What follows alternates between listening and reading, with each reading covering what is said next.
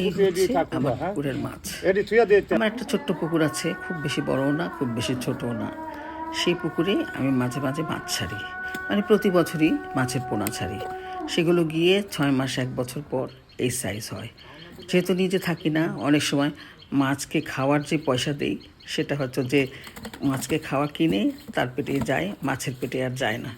সেই জন্য আমি মাছগুলি সব ধরে ফেলছি। এবার পুরো পুকুরটা শুকিয়ে যাচ্ছে, তারপর পুকুরটাকে একটু কাটাবো, তাই সব মাছ ধরে ছোট মাছ, গুঁড়া মাছ সব, তারপর সবাইকে বিলিয়ে দিয়েছি। আমার স্টাফদের, আশেপাশের লোকদের, ভাই বোনদের সবাইকে বিলিয়ে যত দূর পেরেছি দিতে তত দূরই আমি ওদের বিলিয়ে দিয়েছি।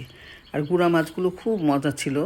কেটে আমি লিনুকে কাঁচা টমেটো দিয়ে, ওই যে গাছ থেকে উঠিয়েছিলাম সেই টমেটো দিয়ে রান্না করে দিয়েছি, সর্ষের তেল দিয়ে, মশলা দিয়ে একসাথে মেখে। খুব ভালো লেগেছিল। এই তো বাড়ির সামনের এই জায়গাটা আমার খুব ভালো লাগে। অনেক গাছ, মেহগুনি গাছ ভরা আছে আমার এখানে, প্রায় 90টার মতন। আর জেলেরা, আমার পার্মানেন্ট জেলে, খবর দিলেই, ফোন করলেই চলে আসে। আমি যখনই আসি, মাছ না থাকলেও বলবে মাছ মারবো, আমরা মাছের জাল ফেলবো, কারণ ওরা মাছের জাল ফেললে ভালো একটা অ্যামাউন্টে আমি ওদের বকশিস দেই, সেই জন্য। আর মাছও পরিষ্কার করে ফেলবো, সেই জন্য আমি মাছটা আশেপাশে গ্রামের লোকদেরও দিয়েছি যারা আছে, তাই সব মাছ ধরে ফেলছি। এখন যে মাছ আছে সেগুলোও যদি ও বিক্রি করে ভালো একটা অ্যামাউন্ট পাবে। যে দেখাশোনা করে সে, আমি ওকে বলছি তুমি নিয়ে নাও এই মাছগুলো, আমরা আর ধরবো না হয়তো, আর থাকবেও না মনে হয় মাছ আর। কারণ গুঁড়ো মাছ, তারপরে বড় মাছ, যা কিছু মাছ ছিল সব মাছগুলো নিয়ে এসেছি।